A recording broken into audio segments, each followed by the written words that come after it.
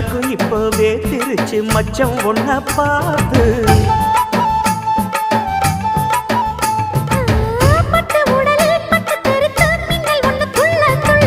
வெக்கம் துடிக்க விளக்கணைக்க ஜன்னல் கண்ணை மூடிக்கொள்ள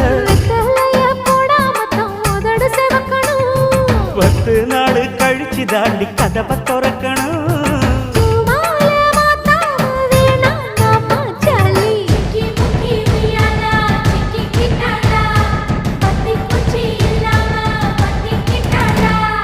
மச்சாங்கிட்ட முந்தானைய தந்து வப்பாளா